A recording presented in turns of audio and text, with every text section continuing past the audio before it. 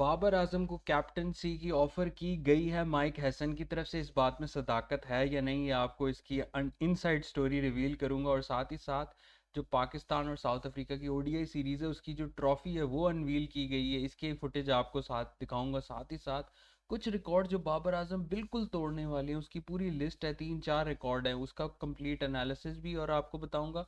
और साथ ये एक इंटरेस्टिंग स्टैट आया मेरे साथ, इस बाबर आजम का कंपैरिजन सचिन तेंदुलकर के साथ, वो शेयर करना है। और साथ ही साथ ये जो अपकमिंग सीरीज़ की ओडीआई की प्लेइंग 11 क्या पॉसिबल पाकिस्तान खिलाएगा, तो वो भी आइडिया आप लोगों को दूंगा। तो if you know to the channel, ये क्रिकेट की बात का पॉडकास्ट इसका यूट्यूब चैनल पे तो मैं यहाँ पे करता ही करता हूँ, उसके अलावा इसका इंस्टाग्राम पेज भी है और फेसबुक पेज भी है, if you want can follow. तो बात करते हैं इनसाइड न्यूज़ कि भाई जो माइक हैसन है ना, वो फुल टाइम गुस्सा हुआ भी है किस पे, जो भड़ास निकल रही है ना वो आगा सलमान पे। क्यों? क्योंकि आगा सलमान को कैप्टनसी जब सौंपी गई थी तो बेसिक फोकस इनका ये था कि जी आपका इंटेंट अच्छा होगा, आपका ये अच्छा होगा। तो बेसिक फोकस था यंगस्टर्स को लेके आना, आपके इंटेंट अच्छा होगा, आपका स्ट्राइक रेट अच्छा होगा। वरना तो रिजवान भी था, बाबर भी था और ये भी था। तो अब जो पीसीबी चेयरमैन है मोहसिन नकवी, उसकी तरफ से भी और फिर एक फैंस की तरफ से भी बड़ा प्रेशर है बाबर आजम का।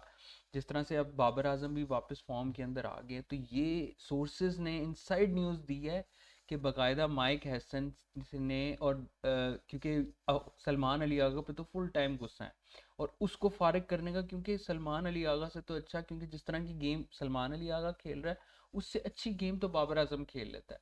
और बाबर आजम एक्सपीरियंस कैप्टन भी है, तो ये कहा गया है कि यार अगर आगा सलमान को जाहिर सी बात है फारग करना है, तो who should be the successor of Pakistan cricket team in T20s।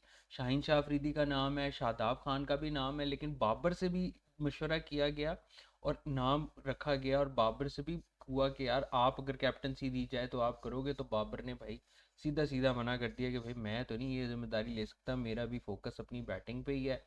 तो ये न्यूज़ चल रही थी, इस बात में सदाकत ज़रूर है कि उससे बात हुई थी रिगार्डिंग कैप्टनसी, लेकिन बाबर आजम ने ऐसा कोई हाँ या ना कुछ भी नहीं, सिर्फ यही बोला है कि भाई मैं अपनी बैटिंग पे फोकस करूंगा। तो अब ये लग रहा है, क्योंकि ये बात तो कंफर्म है कि माइक हैसन फुल टाइम तपे में आगा सलमान पे, और उसको निकाल के अब या तो शादाब खान या शाहीन शाह अफरीदी, इन दोनों में से एक बंदे को कैप्टन बनाना है। बाबर आजम कैप्टन नहीं बनते। उनसे मशावरत हुई लेकिन उसने मना कर दिया। तो ये एक इनसाइड स्टोरी थी। और बाकी ये जो ओडीआई सीरीज होनी है साउथ अफ्रीका के साथ, वो अनवील की गई है और बड़ी इसकी फुटेजेस भी आई हैं साथ।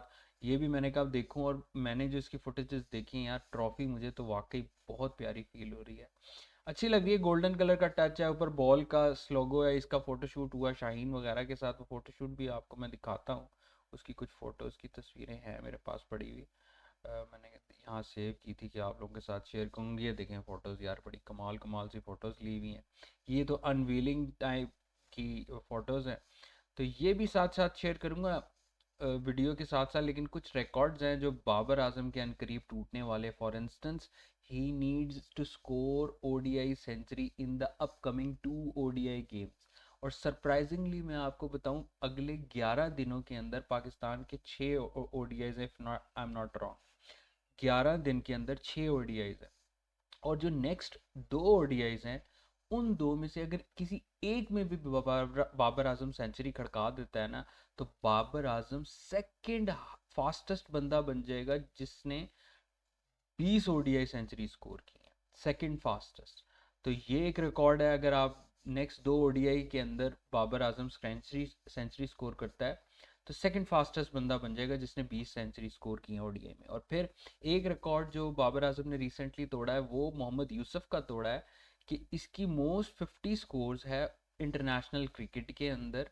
अभी तो रोहित शर्मा और विराट कोहली का तो आपको पता है, T20 के अंदर मोस्ट रन्स रोहित शर्मा का रिकॉर्ड तोड़ा, फिर मोस्ट 50s विराट कोहली का तोड़ा, और अब मोहम्मद यूसुफ का भी तोड़ दिया कि most 50 scores for Pakistan in international cricket. और नेक्स्ट जो है बाबर आजम की 135 50 हैं, मोहम्मद यूसुफ की 134 थी, लेकिन सबसे ज़्यादा इंजमामुल हक की हैं जो 164 के ऊपर खड़े। एक ये रिकॉर्ड था जो अभी मोहम्मद यूसुफ को तोड़ा। एक और रिकॉर्ड जो बड़ा इंटरेस्टिंग है कि 41 रन चाहिए बाबर आजम को नेक्स्ट नेक्स्ट इनिंग्स के अंदर अंदर अपने 15,000 इंटरनेशनल रन्स कंप्लीट करने के लिए। तो दिस इज़ वेरी इंटरेस्टिंग। अगर नेक्स्ट मैच के अंदर बाबर आजम 41 स्कोर या उससे ज़्यादा कर लेते हैं तो वो अपने 15,000 इंटरनेशनल स्कोर पूरे कर लेंगे। तो this is a big achievement, a brilliant milestone. गिने चुने ही पाकिस्तान के कुछ लोग हैं, और कितने लोग हैं, फिफ्थ पाकिस्तानी होंगे। मतलब इससे पहले सिर्फ 4 पाकिस्तान के 15,000 इंटरनेशनल रन हैं। तो मतलब Babar Azam is already entering the top 5 of all time of Pakistan in terms of scoring run. तो ये भी एक सिचुएशन है। और फिर एक कंपैरिजन बड़े मज़े का सचिन तेंदुलकर के साथ बाबर आजम का आया। 123 मैच जब सचिन ने खेले और बाबर ने खेले, इसमें जो सबसे बड़ा फ़र्क है वो ये है, जो बात सच्ची है, कि सचिन ने जिन बॉलर्स को फेस किया था और बाबर ने जिन बॉलर्स को फेस किया था, उनका ज़मीन आसमान का फ़र्क है। सचिन के बॉलर्स की क्वालिटी बहुत हाई थी। तो अगर बाबर आजम ने स्कोर ज़्यादा भी किए हैं तो इसमें सचिन को थोड़ा सा एक्स्ट्रा क्रेडिट इसलिए जाता है कि उसकी बॉलिंग उसने बहुत ख़तरनाक फेस की थी एज़ कम्पेयर टू आजकल की बॉलिंग। लेकिन यहाँ पे क्लियर डिफरेंस नज़र आ रहा है। 5900 रन बाबर ने किए 123 मैचों में, उसने 43 किए। हाईएस्ट स्कोर बाबर का ज़्यादा है, 158, 137। एवरेज भी बाबर की अच्छी है। सचिन की मतलब सेंचुरीज भी बाबर की ज़्यादा है, उसकी 19 हैं, सचिन की 9 थी। हाफ सेंचुरीज भी उसकी ज़्यादा है। तो ये एक किस्म का कह सकते हो आप सिलेक्टिव स्टैट्स है। तो लेकिन ये है कि ये ज़रूर बात सच है कि बाबर अपने टाइम से बहुत अहेड जा रहा है, क्योंकि रोहित शर्मा T20 से रिटायर हो चुके हैं, विराट कोहली T20 से रिटायर हो चुके हैं, और बाबर आजम का तो अभी कैरियर T20 का भी अच्छा खासा पड़ा है, और अभी से उसने उसका रिकॉर्ड तोड़ दिया। तो सोचो अगर 50 T20 भी आगे और खेलता है तो बाबर आजम के पास अच्छा खासा चांस है कि दूर दूर तक बाबर आजम के कोई नेड़े नहीं लगने लगा T20 में। तो ये चीज़ आपको बाबर आजम की माननी पड़ेगी। बाकी एक चीज़ बड़ी इंटरेस्टिंग स्टार्ट किया था, ये भी मैंने कहा आप लोगों के साथ शेयर, कि पाकिस्तान टीम ने लास्ट 10 और 10 T20s के अंदर ऑपोजिशन टीम को ऑल आउट किया है। कितनी दफ़ा, 1 2 3 4 5 लास्ट 10 में से 5 दफ़ा टीम अपनी ऑपोजिशन टीम को ऑल आउट कर दिया। तो ये भी इंटरेस्टिंग स्टैट था। इसमें से लो एंड टीम ज़्यादा हैं।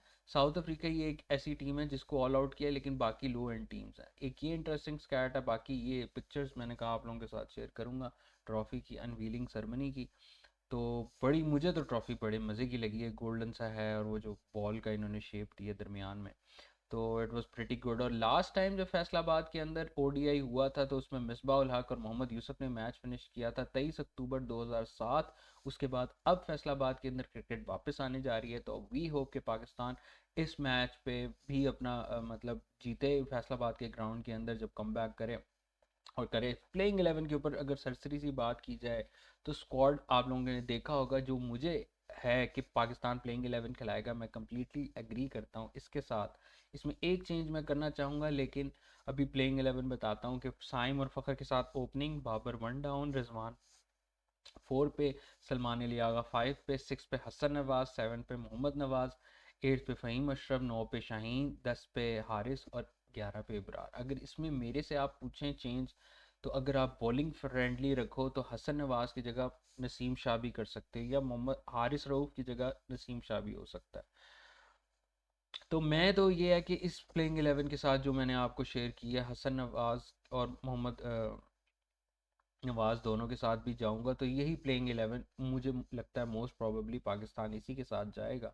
तो आई होप कि आपको वीडियो पसंद आई हो, क्योंकि मेरा जो, अगर आप पर्सनल ओपिनियन पूछेंगे तो मैं नसीम शाह को प्रेफर करूंगा हारिस रऊफ की जगह पे। लेकिन यह है कि ये, क्योंकि शाहीन की और हारिस की आपस में बनती ज़्यादा है, इसलिए मुझे लगता है कि वो हारिस के साथ ही जाएगा और नसीम के साथ नहीं जाएगा। नसीम ने ये इंटरेस्टिंगली कहा है कि मैं अपनी बॉलिंग और अपनी परफॉर्मेंस के साथ अपना मैसेज डिलीवर करूंगा, मुझे बातें नहीं करने की ज़्यादा ज़रूरत, अपनी परफॉर्मेंस पे फोकस करूंगा। तो ये वीडियो थी। और बाकी 6 ODIs के अंदर 6 ODIs हैं 11 दिन के अंदर। और आपको क्या लगता है बाबर आजम कितनी सेंचुरियां स्कोर करेंगे? मेरे हिसाब से नेक्स्ट 6 ODIs में बाबर की 2 सेंचुरियां लाजमी आएंगी।